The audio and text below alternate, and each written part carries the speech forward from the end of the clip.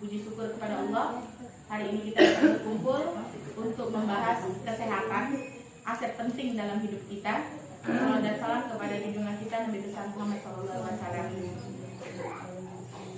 Perkenalkan, ibu-ibu, bapak-bapak, nama saya Ibu Eko Noviani, tapi saya sering familiarnya dipanggil dengan Ibu Hafiz.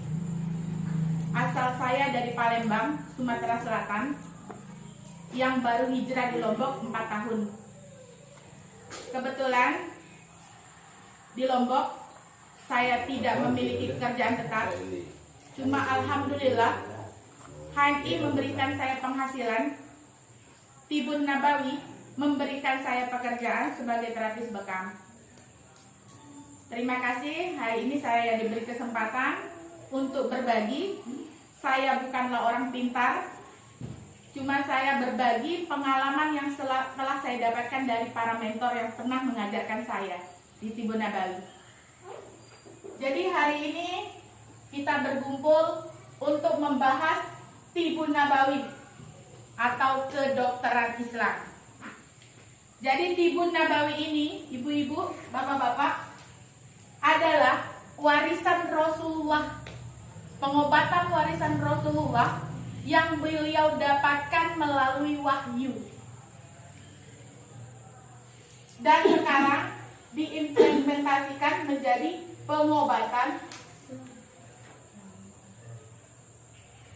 secara menyeluruh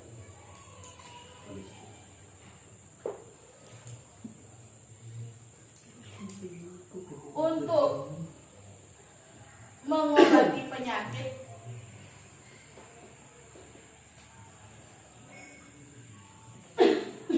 tidak hanya dari aspek fisik,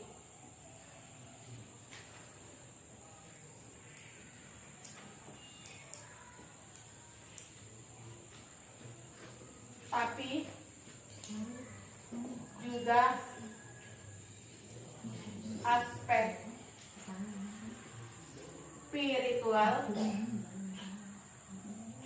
mental, dan emosi. Jadi Tibun Nabawi itu bukan cuma mengobati fisik saja, yang apabila kita mengalami sakit, bukan hanya fisik yang kita obati, tapi spiritualnya, mental, dan emosionalnya.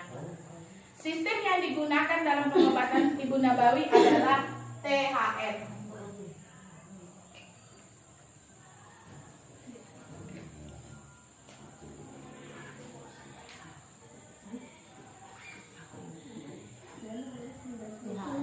Total Health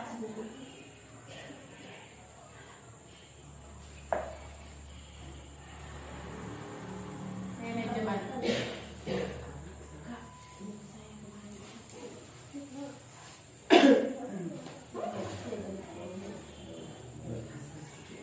Total Health Management ini memiliki tujuan. Tujuannya mengembalikan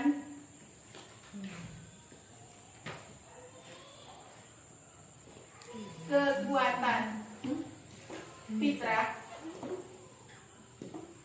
Kekuatan fitrah ini sering kita kenal dengan nama imunitas tubuh.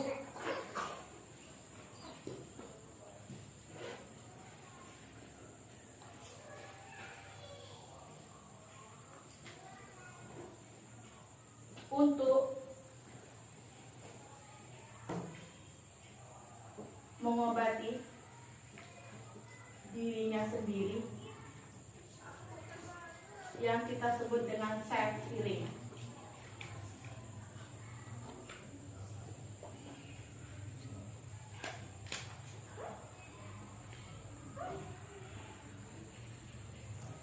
Jadi tujuan THM ini, sistem yang dipakai oleh Tibun Nabawi ini adalah untuk mengembalikan kekuatan fitrah, daya imun kita, supaya dia bisa mengobati dirinya sendiri, yang disebut dengan self healing.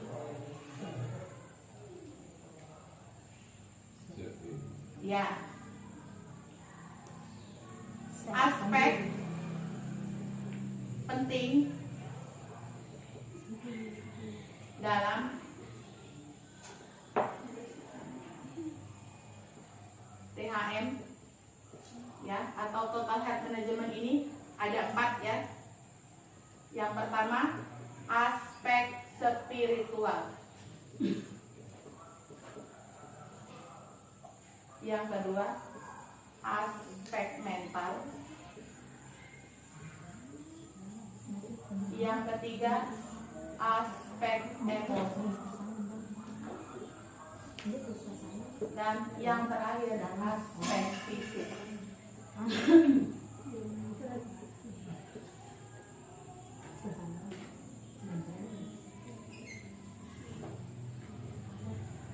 Jadi untuk melakukan total health management ini, kita harus memandang dalam sudut aspek spiritual. Jadi tadi Ibu, contohnya ada pasien yang sakit berat. Ya, sakit berat, kita contoh kalau pasien ini stroke. Ini contohnya ya, pasien stroke. Yang kita tangani di awal bukan aspek fisiknya dulu Ibu-ibu. Jadi spiritualnya dulu. Spiritual itu artinya keyakinan kepada Allah akan menyembuhkan. Dia harus yakin dulu.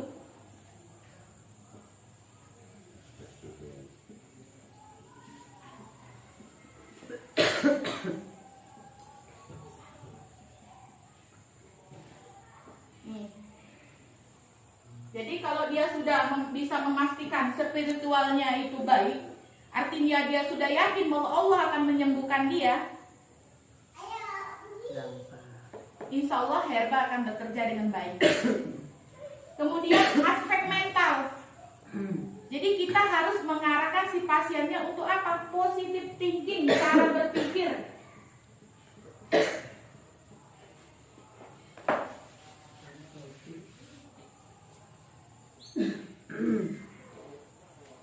Nih, positive thinking. Jadi cara berpikir si pasien. Cara berpikir pasien bahwa pengobatan yang dia lakukan ini akan berhasil apabila dia berprasangka baik. Positive thinking. Aspek emosi.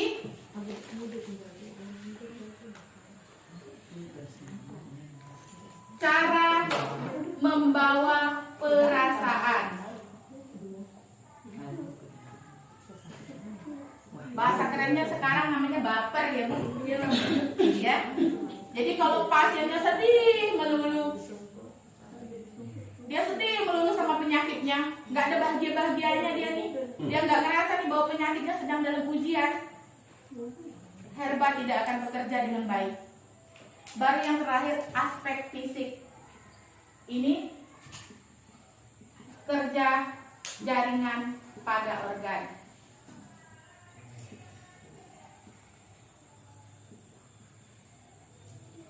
Kalau yang 3 ini udah cukup, baru kasih herba.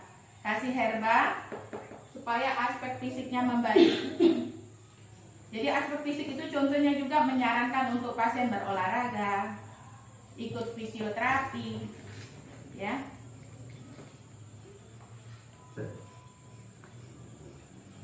Udah Ibu, saya hapus ya.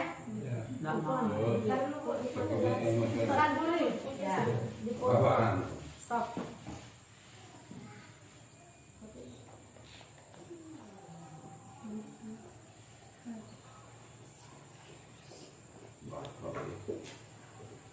Jangan baper Pak.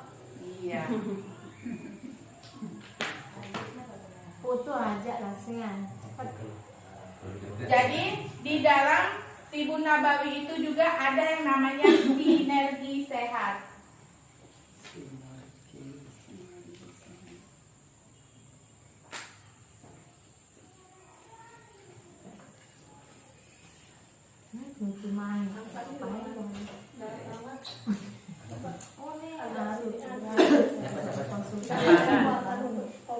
Oh iya.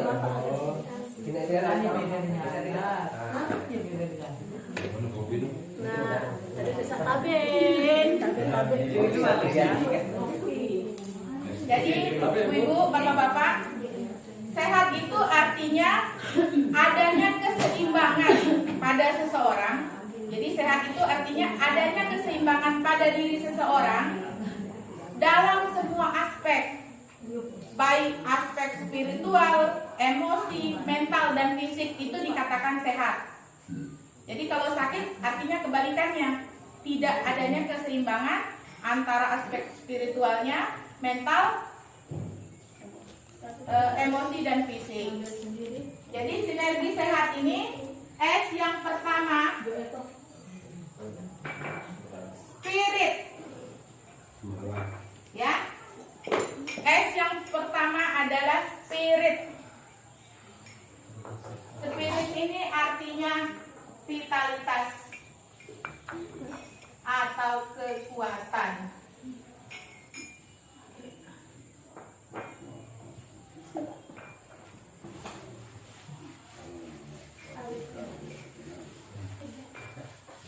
Jadi kalau orang yang loyo-loyo artinya vitalitasnya sedang lemah. Nah, jadi iya. Jadi spirit yang pertama yaitu vitalitas. Jadi kekuatan. Orang yang mau punya kekuatan prima, vitalitas yang prima,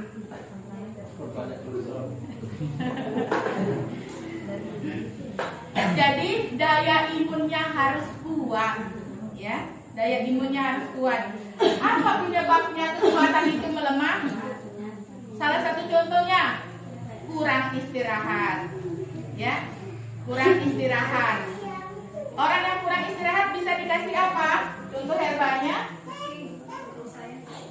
Contoh herbalnya, orang yang kurang istirahat bisa dikasih mengkudu. Karena mengkudu itu bersifat aprodiak. Ya.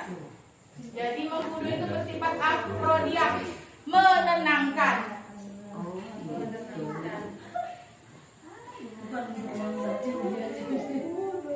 Ya, menentunya lagi yang bisa meningkatkan kekuatan, ya, itu kopi sepel. Yang kita minum. Kopi 7 elemen. Kenapa? Karena di dalam kopi sepel itu ada yang namanya pasak bumi. Ya, jadi bapak-bapak nih yang paling senang makan kopi sepel, ya, minum kopi sepel, ada pasak bumi. Ya. Nah, pasak bumi ini fungsinya sebagai sedatif. Ya. Sedatif.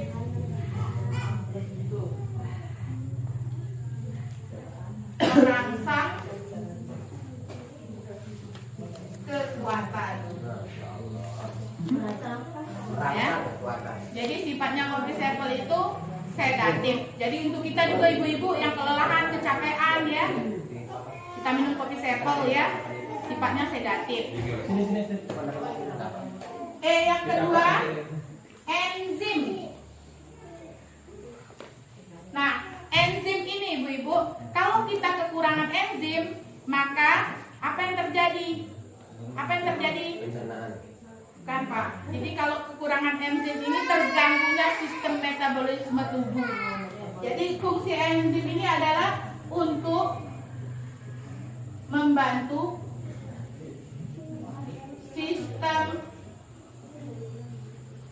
metabolisme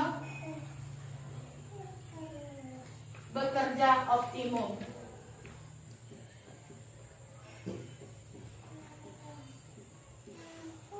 Enzim ini banyak, ya, ada di lidah, itu ada enzim protalase, ada di pencernaan, di lambung, enzim lipase. Jadi kalau kita sekolah dulu ada yang namanya monosakarida, gliserol, glikosa, selulosa, amilosa.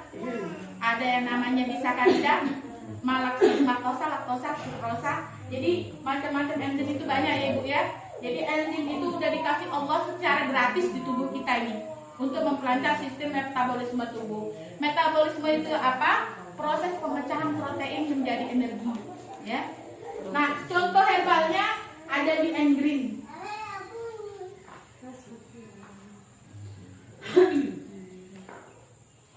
Kenapa engreen? Karena engreen mengandung klorofil tinggi. Jadi kita nggak perlu beli propolis yang mahal banget ya Bu, cukup beli N-Green. Ya. H. Hormon. Fungsi hormon untuk memastikan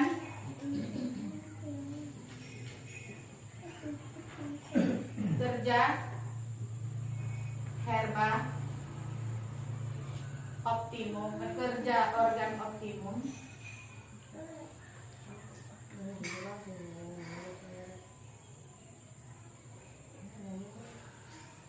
peredaran darah,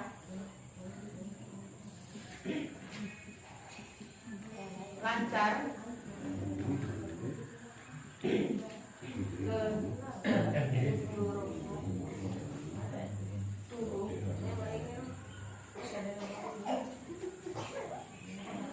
Peningkat hormon yang paling baik di dalam herbal kita adalah gamat.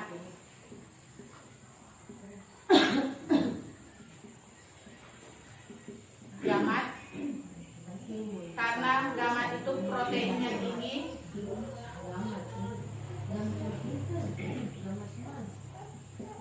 Kemudian rosella, karena rosella vitamin C-nya tinggi.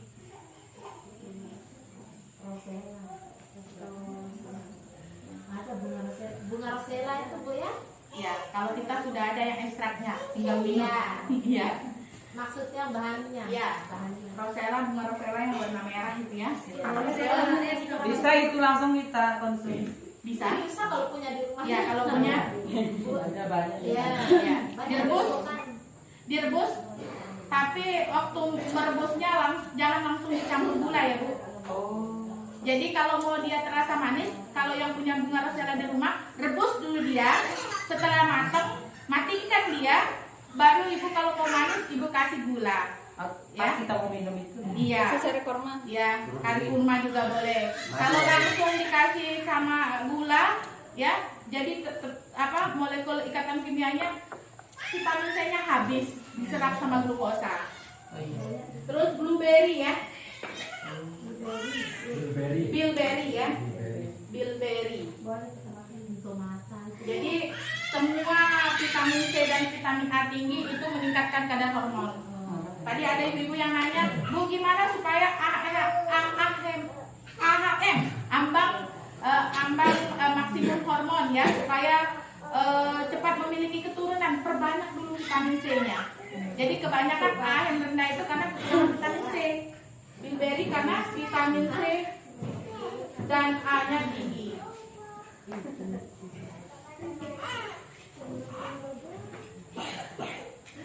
Terus A aktif.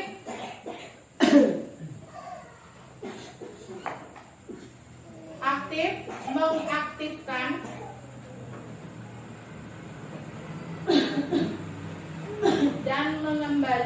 dan merapikan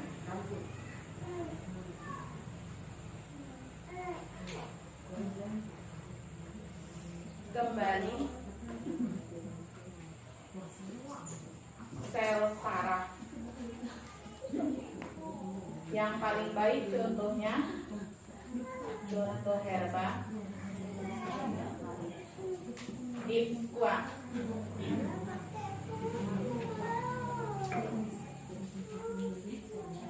Nah, khusus untuk deep squat ya, saya mau bahas sedikit deep squat ya. Jadi kadang ada orang sering bertanya sama saya, Ibu Hafiz kenapa setiap menangani pasien rata-rata pasiennya diberi deep squat? Ya, padahal deep squat itu mahal banget katanya. Jadi kadang-kadang memang betul Bu, harga menunjukkan kualitas. Ya, saya mau jabarkan kandungan deep squat. Makanya deep squat itu di dalam di kemasan kotaknya tertulis suplemen makanan ya. Kadang orang bertanya, ini orang sekolah kenapa dikasih suplemen makanan? Nah, makanya saya mau menyarankan untuk ibu-ibu yang menjadi agen-agennya HNI untuk punya buku katalog yang besar, bukan yang satu lembar ya. Di dalam buku katalog besar itu terdapat komposisi. Jadi kadang-kadang orang nanya, nih suplemen kenapa dikasih orang stroke? Nih suplemen kenapa dikasih orang untuk nanganin batu ginjal? Nah, jadi kondisi itulah yang harus kita jelaskan sama pasien. Jadi saya mau bahas sedikit ya deep squat ya. Kenapa harus ada deep squat di hampir semua penyakit degeneratif?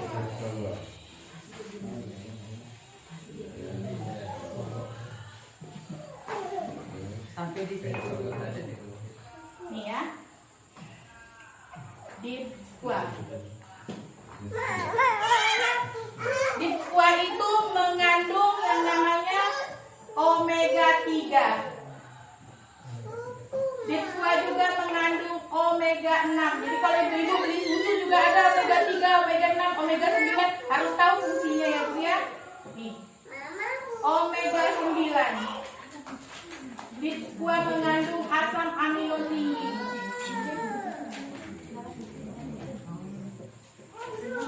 Deep squat mengandung DHA.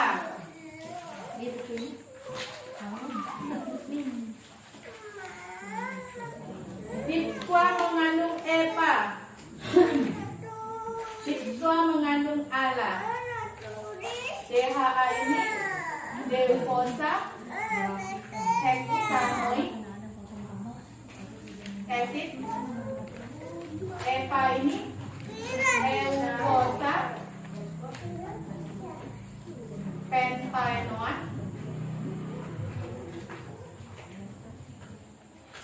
asam alfa, linoleat.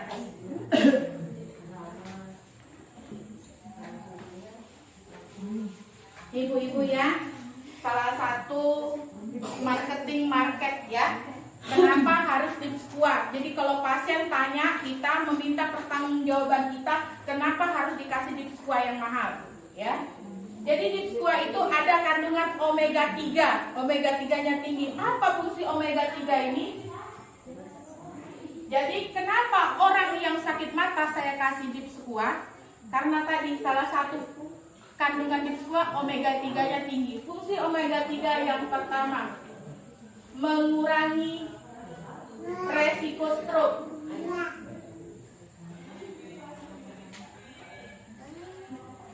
Kemudian menyehatkan mata.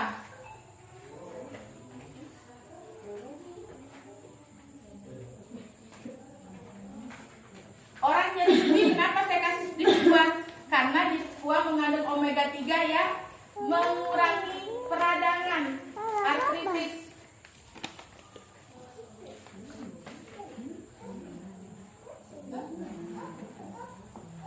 Deep squat juga menyehatkan mental.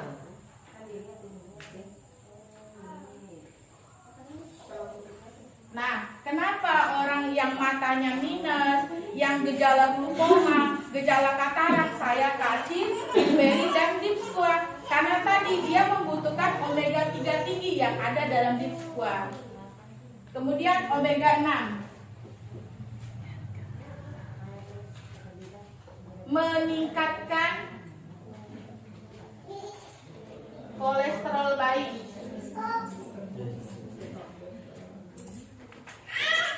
HDL.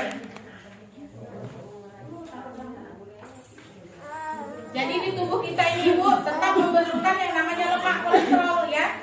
Saya ini gendut Bu ya. Tidak semua orang gendut kolesterol jahat semua yang menyerang. Tapi tidak menjamin orang kurus juga tidak kolesterol jahat ya. Jadi ya faktor tubuh tidak menentukan kadar kolesterol ya. Nah, jadi yang kita butuhkan di dalam tubuh kita adalah HDL, kolesterol baik, hypo density lipoprotein ya. Yang kita lawan adalah LDL. Jadi orang-orang yang penyakit kolesterol artinya kolesterol jahatnya yang tinggi, LDL-nya ya, low density lipoprotein. Oke. Terus omega 9. Omega 9 fungsinya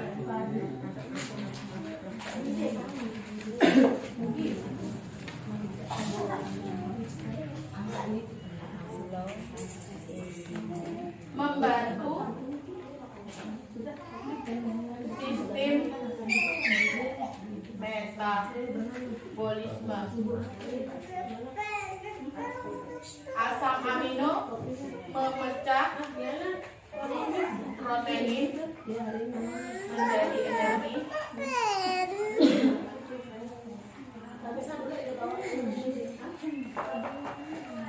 DHA perkembangan otak.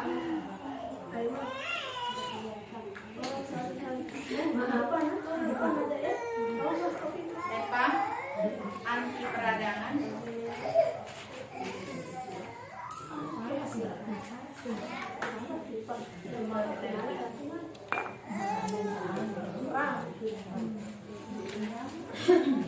Nih. Nih. Jadi di dalam Bitsqua juga ada omega 9 ya. Fungsinya omega 9 adalah membantu sistem metabolisme tubuh ya, termasuk pencernaan. Jadi orang yang susah buang air besar juga bisa tertangani dengan Bitsqua. Jadi ada kata begini ya, satu Bitsqua tapi multifungsi. Jadi satu Bitsqua bisa mengobati berbagai macam keluhan. Terus asam amino ya, asam aminonya tinggi. Jadi fungsi asam amino itu adalah untuk memecah protein menjadi energi. Jadi yang dibutuhkan orang-orang yang kelelahan, yang pekerja keras ya, yang paling dibutuhkan itu asam amino dan asam alfa hidroksat. Kemudian DHA. Jadi DHA untuk perkembangan otak, apalagi untuk anak-anak. Ibu-ibu yang lagi hamil jangan pelit ya. Ibu-ibu yang lagi hamil jangan pelit ya, untuk nutrisi anaknya di dalam tubuh. Jadi kadang anak ini ada yang habis lahiran anaknya aktif banget nih anaknya nih. Nah itu faktor yang paling mempengaruhi adalah nutrisi saat dia di dalam kandungan. Jadi jangan sampai nanti pas anaknya lahir anaknya stunting. Ibu-ibu menyusui juga jangan pelit ya. Ya, kalau anak Anda stunting, perkembangan DHA-nya tidak tercukupi, sebenarnya yang salah itu ibunya, karena nutrisinya tidak tercukupi. Ya, nutrisinya tidak tercukupi. Jadi Bu, DHA ini yang ada di Bitsqua sudah saya rasakan sendiri. Anak pertama saya itu memiliki IQ rendah saat dia masih sekolah kanak-kanak dan tingkat sekolah dasar, ya, karena dia punya infeksi telinga bagian dalam, gendang telinga bagian dalam, yang memang dokter sudah katakan sama saya dari waktu diagnosa pertama dia akan mengganggu sistem otak belakang, ya, otak kecil di belakang. Jadi yang terganggu adalah memori otaknya, memorinya. Jadi yang ini juga untuk memori ya. Jadi ALA ini sumber energi sebagai untuk perkembangan memori. Daya ingat ya, perkembangan memori di otak. Ya. Jadi saya mengajari dia luar biasa untuk bisa membaca. Saya pakai Roro Cantol setiap hari. Ketika dia SD kelas 1 pun anak saya belum bisa membaca. Kelas 2 SD dia masih bisa mengeja-ngeja. Tapi alhamdulillah tadi ya, pemakaian herba juga harus berkesinambungan. Rutin, nggak bisa dong makan 1 kali mau sehat, makan 1 kali mau sembuh. Jadi saya mengkonsumsikan anak saya rutin minum Bitsqua, alhamdulillah. Dulu saya memang di HPA, belum di HNI HPAI. 2016 saya hijrah ke HNI HPAI ketika saya bertemu dengan Bitsqua. Jadi memang manajemennya, sistem manajemen marketingnya di HPAI itu ada yang namanya PCA ya. Pakai, cerita, ajak. Kan memakai sendiri produknya yang namanya Bitsqua. 2016 saya kasih anak saya Bitsqua. Anak saya kalau panas selalu mengeluarkan pendarahan dari telinga. Terbentur sedikit saja dia bisa diperas handuk dengan darah itu. Jadi dia infeksi telinganya luar biasa.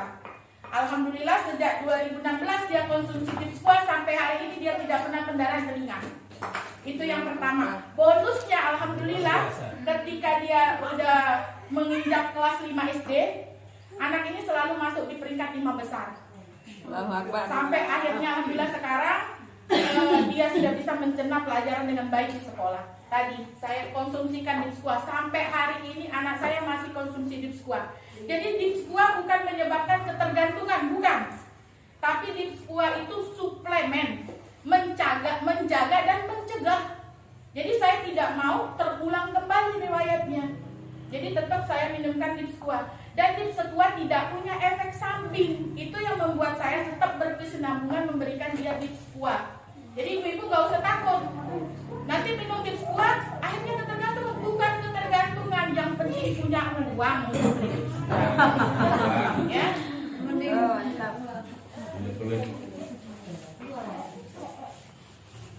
Saya lanjut ke diktat 1 ya. 200 jantung. Saya lanjut ke diktat 1. Diktat 1 dalam buku KHT itu detoksifikasi.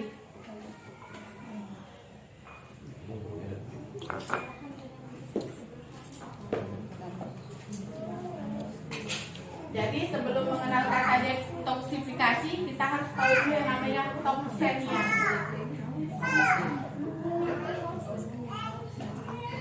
Toksemia itu adalah penumpukan racun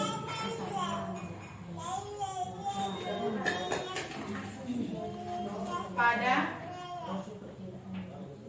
organ tubuh dalam waktu yang lama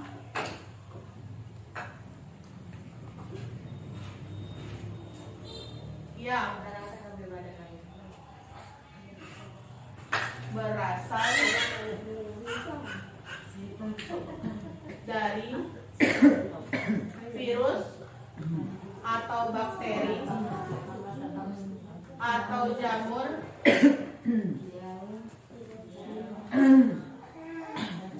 virus, bakteri, jamur dan patogen lainnya. Patogen lainnya contohnya bisa logam berat ya.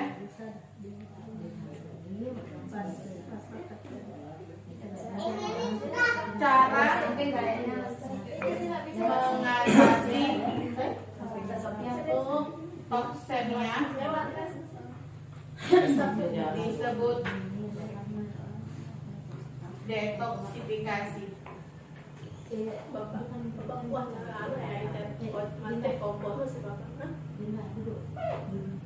Jadi sering kita sebut yang kita dengar ya, kata-kata dokter juga sering bilang ya di medis detox. Detox itu artinya mengeluarkan racun ya.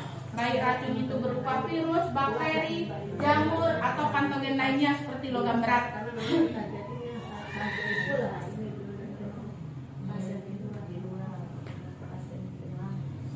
Proses masuknya racun yang menyebabkan sakit. Jadi skema masuknya racun ya. Pertama racun, si racun ini masuk ke dalam tubuh manusia. Dia masuk ke dalam tubuh manusia. Terus racun mengendap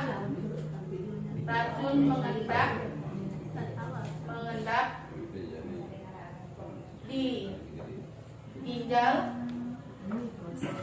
atau di usus. Racun mengendap di usus atau di ginjal atau di hati atau di darah atau juga bisa di kelenjar limpa. Jadi detox usus itu ada 5 macam kelenjar limpa.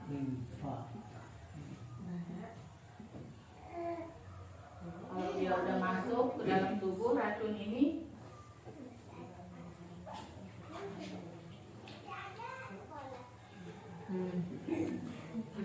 apa yang terjadi? Daya imunitas menurun.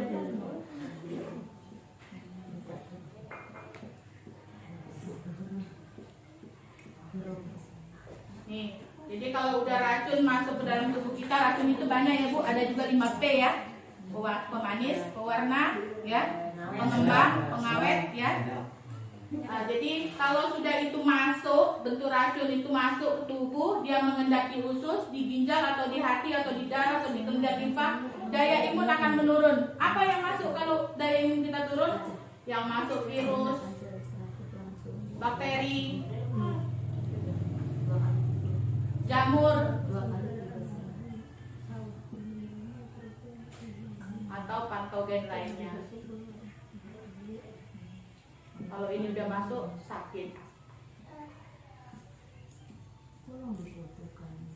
Kalau ini udah masuk, sakit. Ini baru tuh.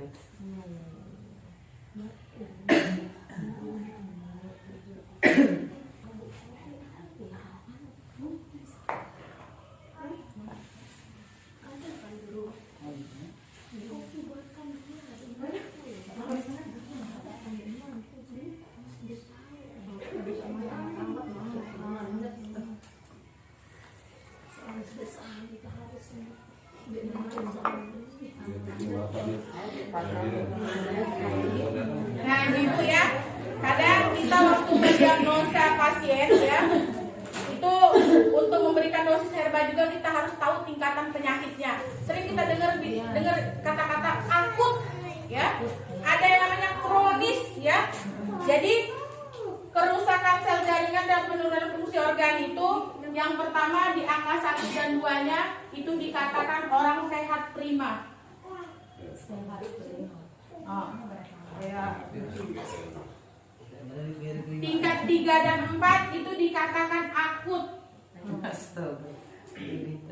Akut itu belum terlalu parah. Ya, kronis mungkin Ya, parah. tingkat 5 dan 6 masih dikatakan subakut. Subakut. Tingkat 7 dan 8 dia dikatakan baru kronis.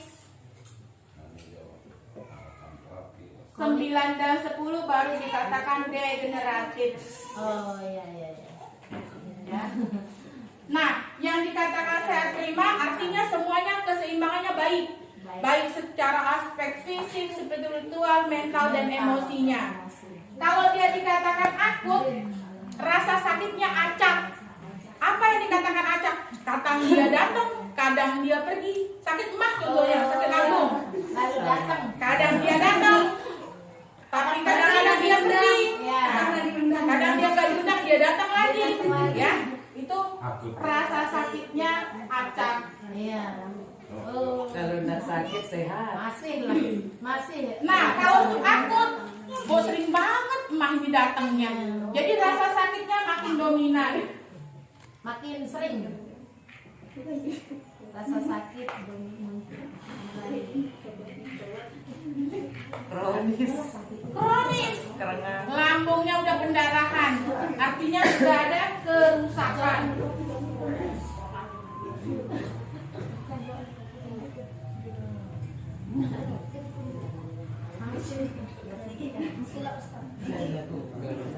Dua bulat, dua di mobil dua. Sudah ada kerusakan. Degeneratif. Kerusakan sudah dominan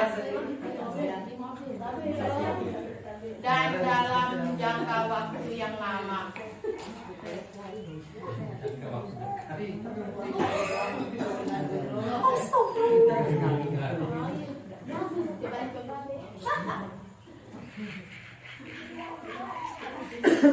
Nih, jadi untuk yang sudah menjalankan HNI bukan cuma karena marketingnya aja, marketing produknya, tapi juga dia menjalankan HNI dengan juga bersinergi dengan Bunda Bawinya, harus benar-benar paham ini ya Bu, supaya apa? Tidak salah dosis. Ya, jadi kalau untuk orang yang sudah terima itu bisa dosisnya 1x2, ya, atau 2x 1x3. Maaf. Untuk yang akut bisa dikasih dosis 2x2, ya. Yang subakut bisa dikasih dosis 2x3.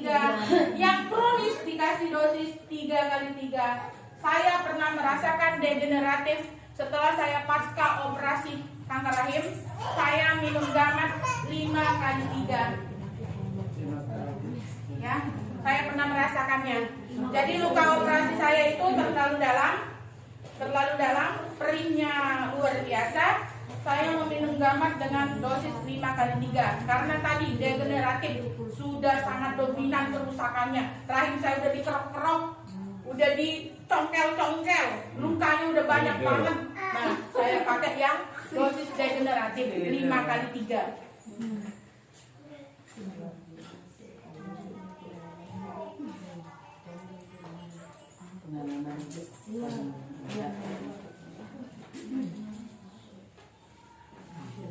Ya.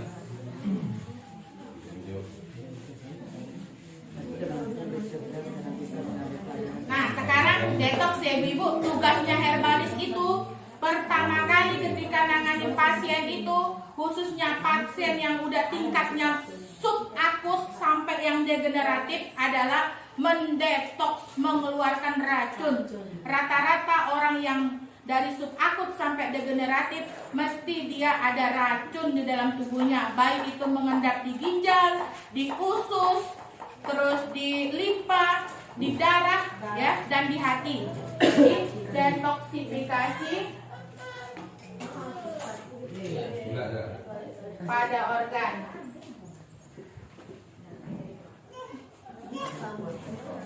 Satu, detoksifikasi di usus.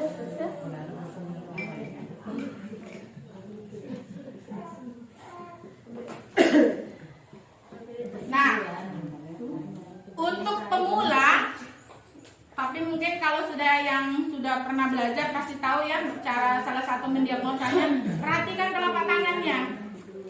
Kalau telapak tangannya berbayang kehitam-hitaman, ya, berbayang kehitam-hitaman, bukan hitam pekat ya. Kalau hitam pekat itu beda. Bukan. Kalau yang warna kulit gimana? Kalau yang warna kulit tetap dia akan berbeda. Langsung Ini sama sama yang kok praktik yang kemarin itu kayaknya ada. kulitnya itu berbeda ya. Jadi dia berbayang kehitam-hitaman. Semuanya. Boleh saya tunjuk Pak Bapak nih yang tadi saya diagnosa saya nih. Nah, ya. Tangan saya udah ya. Bapak ada. Nah, ini. Sering bola. Ya. Pak, angkat Pak, angkat. Diam Pak, diam. Diam kok sekali Pak. Jadi berbayang kehitam-hitaman itu menandakan bahwa ususnya kotor, ya. Kalau bapaknya sering ini, mesti dia sering merasakan mules, ya. Ususnya kotor. Tapi kalau dia berbayangnya hitam pekat, itu artinya ada keracunan logam berat. Biasanya orang-orang yang kerja di tambang, ya. Beda dia. Kalau yang usus kotor berbayang-bayang dia. Tapi kalau yang keracunan logam berat, dia menyeluruh, menghitam dia. Menghitam di bagian dalamnya, kelihatan dari dalam kulit itu, dia menghitam. Seperti ada pembekuan darah, itu keracunan logam berat. Apa karena sering Nih, Keracunan logam berat itu biasanya terhirup. Ya, nah contohnya nih ada nih satu pasien saya ya, nah keracunan logam berat merkuri. Jadi saya mau pesan nih sama ibu-ibu, hati-hatilah sama kosmetik. Masya Allah. Ya, pastikan iya. Solusinya. Jadi si ibu ini mau glowing, mau cantik, mau putih dengan cara instan. Dia beli krim. Jadi krim ini dibeli online, harganya 600.000. Tapi saya tidak mau menyebutkan mereknya. Ya. Krim ini dipakai 2 minggu ciklong, ibu. Ciklong, mukanya putih bersih. Tapi saya kaget begitu buka jilbab. Lehernya hitam, berarti carilah kosmetik yang sudah dilegalisasi oleh BPOM, dinkes dan dipastikan dia halal. Detoksifikasi usus bisa pakai sienna. Di sienna ini ada jati dinas. Bisa pakai biosir. Biosir ini bayam merah. Biosir itu bahannya bayam merah. Iya, bahannya bayam merah. Bisa pakai expo udah lengkap sekali ya. Expo atau extraput ya.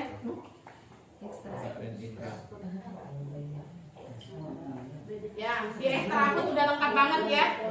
Jadi satu botol kita bisa dengan kita beli hanya 60.000, tapi kita bisa makan berbagai macam nutrisi. Di sana ada bipolen, ada beras merah, ada bayam merah, ada spirulina, kemudian detoksifikasi, Pak Amin, Bapak joget lah. Nah, Bapak Ibu, ada nggak di sini terapis bekam yang punya pasien hepatitis? Hati ya. Jadi saya sarankan khusus untuk pasien hepatitis ya, itu punya alat bekam sendiri. Karena untuk mensterilkan kop bekam dengan pasien hepatitis itu perlu kehati-hatian luar biasa. Jadi saya juga punya nih pasien hepatitis, dia harus punya lancet bekam dan kop bekam sendiri, ya pribadi ya. Iya, jadi kalau ada keluarga, tetangga atau siapapun kerabat kita yang memiliki hepatitis B ya dan hepatitis C, bukan untuk dihindari pergaulannya, tapi dihindarilah kontak langsung seperti menggunakan alat makannya ya. Jadi kalau ada yang hepatitis, usahakan jangan sampai kita gelas yang biasa dia pakai nggak sadar nanti ntar belum dicuci ditaruh rak piring terus kita keminum ya. Jadi kontak langsung itu menular. Kalau TBC penularannya beda. Kalau TBC dia penularannya juga bisa lewat udara. Kalau hepatitis tidak lewat udara. TBC ini batuk orang itu diludahkan di lantai terus terbawa dia lewat udara masuk ke indera penciuman kita ke dalam hidung tertular. Tapi kalau hepatitis tidak, dia kontak langsung dari air liur. Apa kelemahannya hepatitis? Kelemahan hepatitis itu daya imunitasnya rendah ya. Jadi dia autoimun.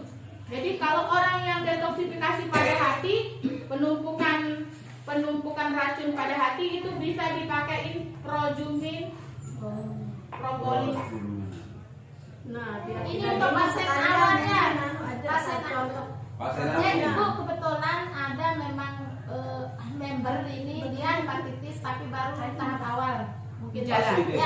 ya tapi memang ketika dia hamil setelah diperiksa darah ternyata dia hepatitis. Nah terus jadi Tipe apa? Tipe. nggak disebutkan tipenya. saya enggak begitu ngerti tipenya, mungkin B, C, enggak yang tahu biasa kita konfirmasi. Jadi resep awalnya seperti apa? Kita resepkan apa? Hepatitis itu Dalam kondisi hamil ini Beko. Dia sudah melahirkan sekarang. Oh Iya, iya. sudah melahirkan. sudah melahirkan. Hepatitis B. Dia masih menyusui? Udah berhenti maksudnya. Sudah berhenti Karena sudah masuk dalam androgarpis. ya. Jadi androgarpis itu adalah antibiotik alami yang mengandung zat pahit tinggi. Jadi orang yang punya gangguan pada hati itu diberikan zat pahit. Pria kan? Ya aduh pahit besar yang Madu pahit. MHS. Madu hitam, madu lebih bisa, cuman madu lebih fungsinya untuk menyeimbangkan glukosa. Jadi kalau androgarpis ini kandungan sambiloto ya, zat pahit androgarpis ini dia bisa mengikat racun pada hati. Projumin propolis ya, bukan yang habat ya, yang habat itu untuk detox paru ya. Terus detoksifikasi. Kalau hepatitis Yang menyusui jangan dikasih andro ya, hanya projumin propolis. Kalau yang masih hamil Kalau yang masih hamil projumin propolis, sama jangan dikasih andro. Ini pun projumin propolisnya nggak bisa dosis tinggi, hanya bisa 2 kali sehari. Ya, karena zat panasnya ya. Detoksifikasi. bayi 6 bulan bisa minum. Khusus. Bayi 6 bulan. Saya lebih menyarankan bayi yang sudah MPASI ya, di atas 6 bulan ya. Jadi saya pernah menangani anak kecil, itu anak kecil Ibrahim namanya ya, umurnya 1,5 tahun. Jadi Projumin juga bisa digunakan untuk menangani alergi ya. Alergi itu kebanyakan disebabkan oleh virus dan bakteri. Jadi yang pernah saya memang tangani itu yang sudah MPASI, artinya sudah makan, ya, sudah makan. Itu saya kasihkan pada Ibrahim umur 1 tahun setengah, karena anak ini kalau masuk mall pasti keluar dari mall dia bersin, terus dia langsung flu. Jadi anak ini nggak bisa main, autoimunnya terlalu muda, nggak bisa main keluar sedikit, dia penyakitan, cepat sekali dia flu, alergi. Nah, ya, saya kasih vitamin propolis, cara pakainya teteskan di lidah. Teteskan di lidah supaya langsung dicerna oleh enzim, ya, teteskan di lidah, dicerna sama enzim. Detoksifikasi pada ginjal. Nah, kalau detoksifikasi pada ginjal harus dikasih herbal diuretik. Ya, diuretik itu herbal untuk mengeluarkan cairan dalam ginjal, ya. Contohnya Dinextra, terus pegagan, ya, pegagan. Kemarin waktu KT yang kemarin ada yang tanya saya, Ibu habis pernah menangani gagal ginjal? Saya belum terlalu, saya bukan orang yang terlalu profesional dan kompeten ya untuk menangani ginjal. Terus terang saya nggak berani menangani pasien dengan gagal ginjal. Tapi kalau peradangan ginjal dan batu ginjal sering saya tangani. Kenapa nggak berani dibakar, Bu? Karena gagal ginjal itu sulit sekali untuk mensinergi herba. Orang yang punya penyakit dengan ginjal tidak bisa memakan herba pahit sama sekali, ya. Ingat ya Bapak Ibu, saya pesan ya, tidak boleh memberikan orang yang mempunyai penyakit ginjal itu herba pahit. Semua jenis penyakit ginjal yang punya kerusakan ginjal, yang berkaitan dengan ginjal. Khusus untuk kerusakan ginjal, ya. Tidak boleh dikasih herba pahit sama sekali, ya, karena fungsi ginjalnya sudah tidak bisa menyaring herba pahit. Dan ketika dia terjadi pencucian darah, orang yang cuci darah juga tidak boleh minum herba pahit, ya. Nanti pas darahnya dikeluarkan, dimasukkan ke filter, darahnya beku, nggak bisa diaduk sama alatnya, ya. Kalau kena herba pahit, kalau Iya, herba pahit. iya. Pokoknya orang yang sakit ginjal tidak bisa mengkonsumsi zat pahit, ya, karena fungsi ginjalnya udah nggak bisa lagi menyaring herba pahit. Nah, Dinextra dan pegagan itu untuk proses urinasi. Nanti di diktat 5 kayaknya, ya, belajar tentang urinasi. Jadi Dinextra dan pegagan fungsinya sebagai diuretik, mengeluarkan cairan pada ginjal atau kandung kemih, ya. Nah, jadi saya punya pengalaman ketika pasien batu ginjal. Jadi pasien batu ginjal ini batu ginjalnya sudah 5 cm. Jadi anak ini anak sekolah masih kelas 2 SMA. Itu tadi Bu, akibatnya apa? Dia kesering minum soft drink. Jadi di sekolah dia enak-enak aja, dibuka kulkas, diambil tuh minuman gelas, ya. Diambil soft drink. Jadi aspartam itu artinya zat pemanisnya menumpuk di ginjal menjadi kristal, menjadi batu ginjal. Jadi anak ini sebenarnya sudah jadwal operasi, cuman dia sedang mengantri, menunggu masa tunggu. Cuman nyeri sekali di perut sampingnya, nyeri. Jadi kakaknya kebenaran satu gubuk sama saya, dia mengadu, Ibu Hafiz tolong berikan herba untuk menahan rasa sakitnya sampai operasi. Jadi waktu itu dia meminta untuk menahan rasa sakitnya sampai ke jadwal operasi. Alhamdulillah saya kasih ekstrak dan dip squat tadi. Ya, dip squat itu juga fungsinya untuk meringankan rasa sakit, ya. Nah, saya kasih dip squat dan Dinextra. Ketika 9 hari setelah konsumsi, jadwalnya operasi datang. Dia pergi ke rumah sakit. Dokter periksa ulang. Betapa kagetnya dokter melihat batu ginjalnya sudah luruh. Jadi memang dia mengaku sama saya, waktu kencing keluar seperti pasir. Akhirnya dia dipulangkan dari rumah sakit. Tidak jadi. Alhamdulillah. Makin terkenal. Kalau pasien HNI yang terkenal. Bu, kalau pasien saya yang mengalami kencing udah berapa tahun ya, selalu dapat apa namanya? Keluar apa ya? Keluar darah apa? Enggak, sering kencing. Sering kencing, kemumun gitu ya namanya. Nah, kalau di Tapi udah tahun-tahun, Bu. Ya itu kaitannya sama hormon Pak. Nanti kita bahas ya. Itu kaitannya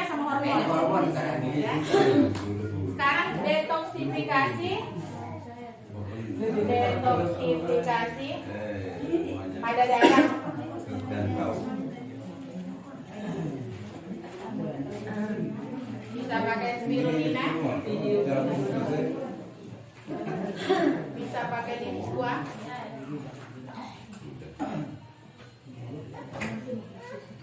Terus bisa pakai gaman. Nih ya, kalau ibu-ibu yang biasa bekam, terus pasiennya tidak bisa mengeluarkan darah atau darahnya sedikit sekali ya, pernah ketemu gitu, ada yang pengentalan darah, kasih dia gaman. Ya, Belum buka makanya.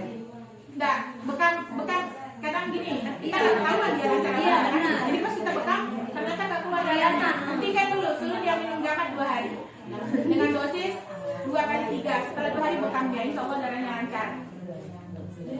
Nah, tapi untuk orang yang darah encer ya, jangan dikasih gaman. Jadi kalau ada kemarin ada yang pernah telepon saya, Bu, kenapa orang ini tidak bisa HB? Karena darahnya melebar, kan terlalu encer. Nah, ini harus diberhentikan gamatnya ya, karena fungsi gamat untuk mengencerkan pengentalan darah ya. Spirulina ya, untuk melancar peredaran darah. Dipsua juga, terus detoksifikasi pada limpa.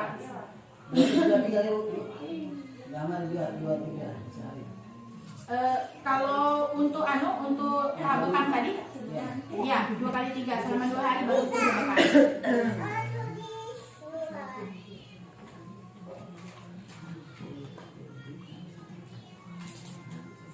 Bu, tadi saya kelupaan satu ya Bu, pada poin sehat tadi ya, karena kita bahas Dipsua ketinggalan 1 ya. T yang terakhir ya. Ya tadi ya, sehatnya ketinggalan 1. T yang terakhir treatment ya. Treatment itu menggunakan zaitun atau MHS ya. T yang terakhir treatment. Detoksifikasi pakai limpa. Treatment ya. Tidak pakai zaitun. Limpa itu ada di bawah kulit. Di bawah kulit ya. Limpa itu ada di bawah kulit, di bagian lipatan tubuh. Nih contohnya lipatan tubuh di bawah kulit. Di ketiak ya, di bawah kulit. Makanya di lipatan tubuh itu tidak boleh dibekam. Karena di sana banyak getah bening, dan getah bening itu sulit sekali diproduksi oleh tubuh.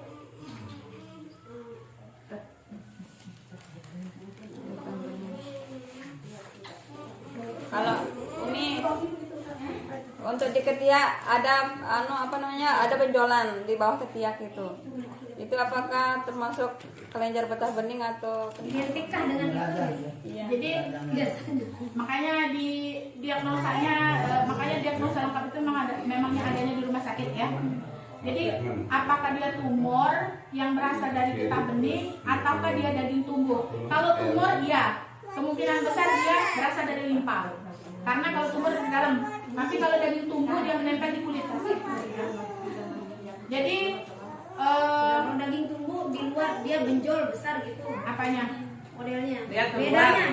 Bedanya Kalau tumor dia berasal dari dalam daging. Kalau dia daging tubuh dia malah lengket di kulit luar. kayak bisa bergeser kalau ditekan di Kalau kayak digerakkan. gitu. Iya, itu kelenjar yang bisa bergerak ya. Itu kelenjar lunak namanya. Jadi saya juga ini anak yang kecil juga pernah Ibu waktu dia masih TK ada benjolan di dekat kepala dan di leher ya. Tapi benjolan itu keras, saya bawa ke salon. Begitu kata dokter bilang itu adalah tumor getah bening. Jadi waktu itu saya tidak diberi obat sama dokter. Dokter meminta saya untuk operasi. Memang gitu aja. Ya. Nah, karena alhamdulillah belajar dari pengalaman saya di HNI, saya kasih dia Dipsua dan spirulina. Cuma 2. Dipsua dan spirulina sama susu etawa. Jadi susu etawa itu mematikan semua virus yang ada di dalam tubuh. Jadi alhamdulillah setelah 3 bulan saya bawa kembali ke rumah sakit, saya periksa ulang, begitu dirawat memang benjolan sudah nggak ada lagi. Cuma tadi ya ibu-ibu, selama masa pengobatan saya larang dia 5P, termasuk saya tidak kasih dia uang sama sekali. 5P Jadi itu apa? kadang 5P itu banyak berasal dari snack-snack ya Bu ya. Penyedap, pengawet, pewarna-warna, pemanis, ya, pengembang. Jadi anak saya benar-benar tidak selama pengobatan tidak pegang uang. Jadi dia sekolah itu hanya bawa makannya rumah dan tidak pegang uang. Jadi tadi pola hidup sehat itu ditentukan juga oleh makanan yang dimakan tadi selain obat. Tanya Alhamdulillah udah bebas dia. Tanya nih, kebetulan Tiang pernah punya pasien, dia ada benjolan di leher. Nah kemudian setelah Tiang lihat KHT mungkin ini tidak pernah ke dokter, tetapi dia dari ciri-cirinya dia mengalami demam tinggi terus turun berat badannya dengan cepat. Akhirnya Tiang coba-coba kasih obat getah bening, getah bening. Nah mungkin ibu perlu koreksi, Tiang kasih resep waktu itu Dexua, Karnoka, Madu SJ sama Engrain. Entah salah atau benar. Benar Ibu. Kenapa? Ya berbeda, saya tidak, karena ini standarnya anak-anak, saya tidak bisa memberikan Karnoka pada anak-anak. Oh, oke. Karena dia sudah kawin, punya anak satu. Nah, jadi proses dia berobat itu ketika dia minum 4 hari badannya panas, sangat tinggi. Timbul lagi benjolan di sebelahnya. Terus dia khawatir. Insya Allah Bismillah ini pasti sembuh, ini detok, begitulah kita anukan kan, misalkan hati pasien. Akhirnya dia cuma pergi 2 kali. Setelah pindah benjolannya di sebelah, tapi lama kelamaan benjol yang besar yang awalnya induknya itu semakin kecil, dan akhirnya dia habis 2 paket. Seperti ini yang kasih, alhamdulillah dia sehat. Melenjar tahap bening memang sudah dipastikan kanker. Jadi dia takut operasi, kenapa? Kebenaran benjolnya dekat sekali sama pita suara. Jadi waktu itu keadaan benjol itu mendekati sekali dengan pita suara, dan dia sudah diberikan kemungkinan terburuk oleh dokter yang apabila gagal operasinya pita suaranya hilang. Nah, karena takut akan hal itu, bukan takut operasinya beliau ini, takut pita suaranya menghilang.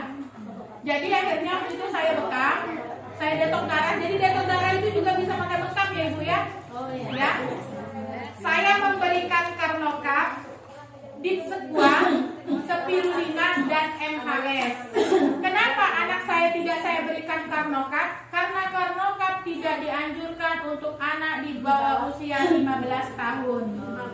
Ya, Karnokap itu diperuntukkan untuk usia 15 tahun ke atas. Karena kerja dari Karnokap itu DOC-nya luar biasa sakit. Jadi DOC ya, Direction of the Cure. Tahap kerja obatnya itu luar biasa. Jadi kalau anak-anak mungkin dia nggak tahan. Jadi waktu Ibu Habibah detok pertama dia terjadi pembengkakan. Jadi dari mulai leher sampai ke rahangnya ini sampai telinga dia membengkak. Jadi Ibu, herba itu tidak memberikan kurang rasa sakit ya, tapi dia bekerja memang bekerja pada syarat ya, bekerja pada syarat. Jadi nggak bisa dibohongi, DOC itu pasti ada. Jadi semua, saya terus terang Ibu, semua pasien stroke saya ketika minum herba nangis. Ya, yang kanker minum herba nangis. Ini anak juga nangis waktu detok sakit. Jadi pembengkakan itu dari mulai leher sampai ke rahang sini itu selama 1 minggu. Rasa sakitnya luar biasa. Nah setelah tapi tadi dia istiqomah. Konsisten. Balik lagi ke tadi pada rukun penyembuhan. Dia konsisten, dia istiqomah. 1 minggu dia mengempes. Setelah pengobatan betul, saya memberikan Karnokap tidak jangka panjang ya ibu-ibu. Saya memberikan Karnokap hanya 2 bulan. 2 bulan. Karena memang Karnokap tidak boleh pakai waktu jangka panjang. Ya. Bahannya apa ya Karnokap itu? Kunyit putih itu mengandung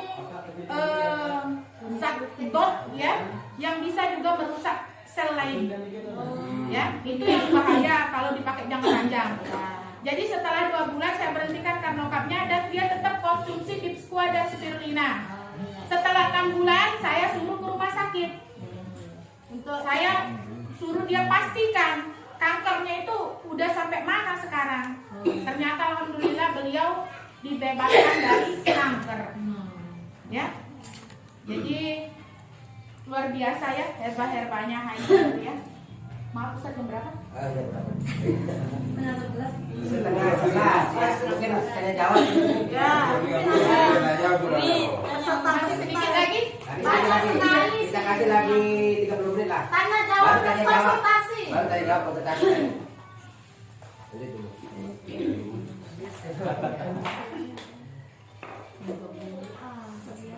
Jadi saat kita menangani mendetok pasien ya, mendetok pasien, apalagi saat dia merasakan DOC, jadi untuk membantu proses detoksifikasi, memperlancar proses detoksifikasinya,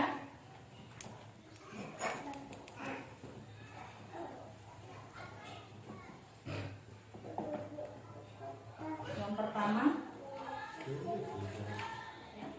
dianjurkan makan makanan berserat.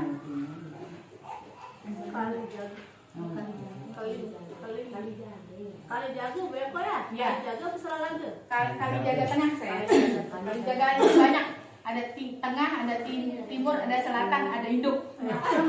Iya. Gak ada para posisinya. Iya, di tengah-tengah. Alhamdulillah cepat sekali dia boleh.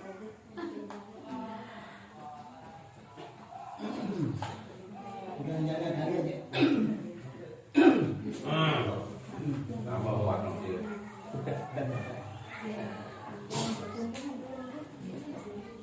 Mungkin buat tambah. Dia lagi. Masih kayak sederhana. Enam kali.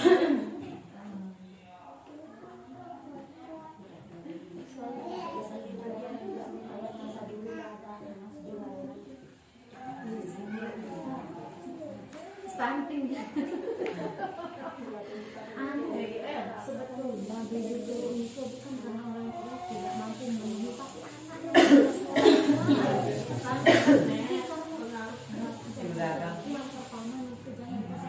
Bu, udah usah diskusi di belakang, Bu.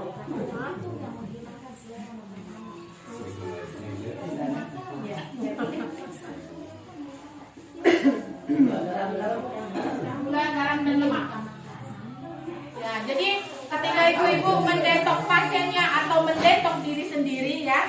Jadi kadang-kadang orang bilang gini, udah minum herba, kok nggak ada perubahannya?